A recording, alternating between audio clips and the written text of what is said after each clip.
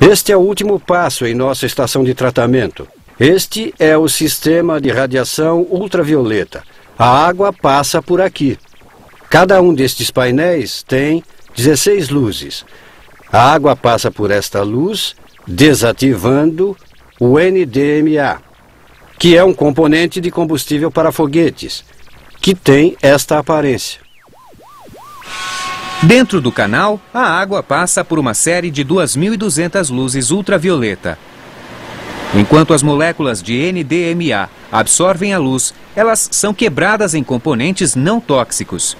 No final do tanque, a água recebe uma dose de cloro e é finalmente enviada para o sistema de abastecimento de água da cidade. Estamos no efluente da estação. O que entrou na estação há menos de 1 hora como água contaminada se transformou em água potável para ser consumida.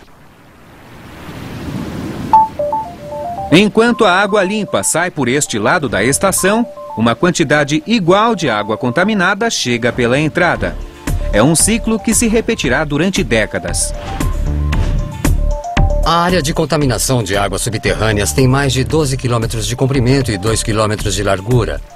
Acreditamos que levou de 40 a 50 anos para que atingisse esse tamanho. Levará ao mesmo tempo ou mais para despoluirmos toda esta água.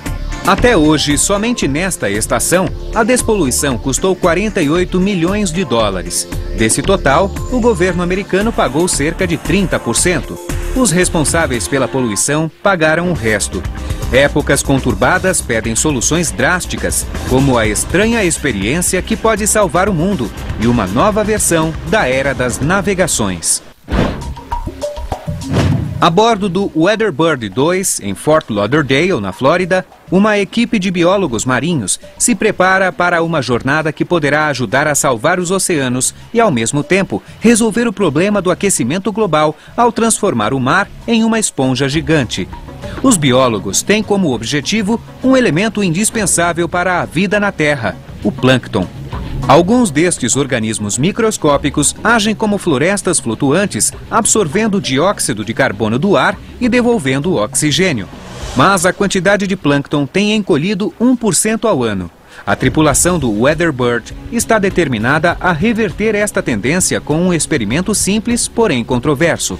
Nossa companhia, Planctos, está no ramo de restauração ambiental. Dizemos que restauramos as árvores e oceanos do planeta. A equipe da Planctos irá alimentar populações de plâncton com o nutriente preferido dessas criaturas microscópicas, ferro.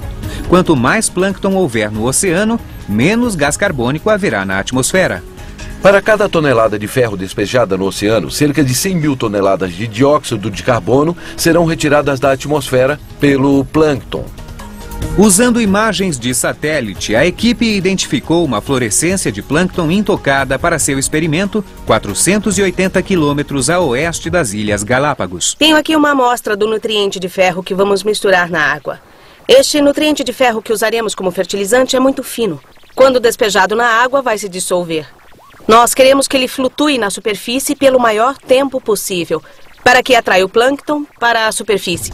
Durante 2 semanas, a tripulação do WeatherBird vai utilizar um tubo plástico para despejar de 50 a 100 toneladas de ferro nesta fluorescência de Galápagos. De acordo com a Planctos, isso removerá de 5 a 10 milhões de toneladas de gás carbônico da atmosfera. Usamos estes misturadores. Colocamos água do mar neles. Podem conter 1.130 litros. Abrimos, colocamos o ferro aqui, ligamos o motor, misturamos o ferro com a água do mar. E então colocamos os tubos de volta e lançamos a mistura concentrada de água do mar e ferro enquanto o barco se movimenta pelo oceano. Após lançar o ferro no mar, a equipe de pesquisadores permanecerá no local por 20 semanas para monitorar o crescimento do plâncton e registrar quanto dióxido de carbono será absorvido. Eles vão testar amostras para determinar a profundidade que o plâncton cheio de gás carbônico afundou. Isto permitirá à equipe estabelecer quanto tempo ele permanecerá fora da atmosfera. Depois poderemos identificar a quantidade de carbono presente na biomassa seca. Isso será feito em diferentes profundidades para que possamos ver a quantidade na superfície quando afundou 100 metros, quando afundou 200 metros. Quanto mais fundo estiver, saberemos que o carbono terá sido isolado por décadas, séculos ou milênios. Quanto mais o plâncton afundar, maior será a pressão que o impedirá de subir com o carbono. Se ele afundar 500 metros, ficará lá por até 1000 anos e a Planctus conseguirá mais dinheiro com a venda de créditos de carbono. Sim, há dinheiro envolvido nisso. Créditos de carbono são uma forma de as indústrias e indivíduos que lançam gás carbônico compensar suas emissões.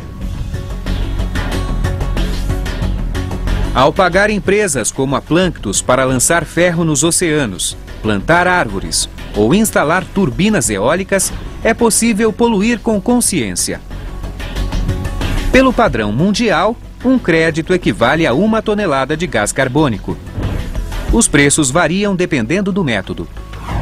Ao restaurar as fluorescências de plâncton que estão diminuindo nos oceanos, podemos recuperar a vida e, em troca, ganhar créditos de carbono que pagam por toda a operação. É uma situação onde todo mundo sai ganhando. Mas outros biólogos marinhos discordam. Para alguns, o projeto Planctus pode ter consequências imprevistas. Quando você tem um crescimento repentino de plâncton ou alga em um local onde isso não aconteceria naturalmente, esse crescimento vai absorver oxigênio. Isso pode roubar uma boa parte de oxigênio do oceano utilizado pelos peixes e outros seres marinhos. Como um gênio na garrafa, é preciso liberá-lo com cuidado. E apesar de não haver um consenso sobre quanto gás carbônico o oceano pode absorver, para a Planctus esse é um risco que vale a pena correr. Nossa intenção é descobrir se é possível fazer isso. É claro que se não funcionar, não ganhamos nenhum dinheiro com isso. Como a companhia é sem fins lucrativos, nossos investidores irão parar de financiar e o projeto será interrompido. Existem outras máquinas ecológicas em nossos oceanos, menos controversas e um pouco mais leves, como este produto alemão chamado SkySail. Ele está sendo testado como forma de reduzir as emissões de milhares de navios de carga que cruzam os oceanos diariamente.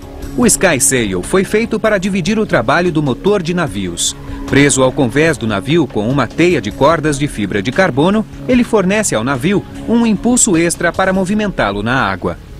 Mesmo que não possa desligar os motores todo o tempo, você pode reduzir a quantidade de combustível queimado e o número de horas que o motor fica ligado. Para reduzir a queima de combustível, o SkySail usa o vento. Um computador ligado aos cabos de reboque lê a velocidade e a direção do vento e guia a vela para cima ou para baixo para pegar a melhor corrente. A vela pode subir até 290 metros, onde o vento é mais forte. A bordo, computadores coordenam os dados de satélites meteorológicos para obter as rotas mais rápidas. Testes feitos a bordo do navio Beaufort, de 54 metros, mostram que o sistema funciona. Em ventos de 16 km por hora, o SkySail, de 860 metros quadrados, produz uma força de reboque de 3 toneladas.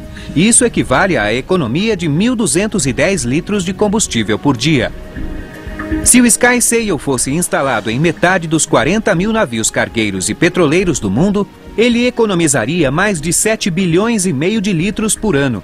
Com velas maiores e ventos mais fortes, a economia seria ainda maior.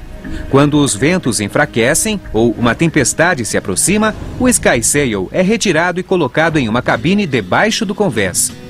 O século XXI será a era das máquinas ecológicas que nos ajudarão a salvar o meio ambiente. A tecnologia nos ajudará a despoluir o planeta. Ela já está nos salvando. Temos um longo caminho a ser trilhado, mas não acredito em um futuro sombrio. Tenho muito otimismo. Com uma dose de otimismo e algumas ideias inovadoras, poderemos garantir um futuro mais verde e próspero.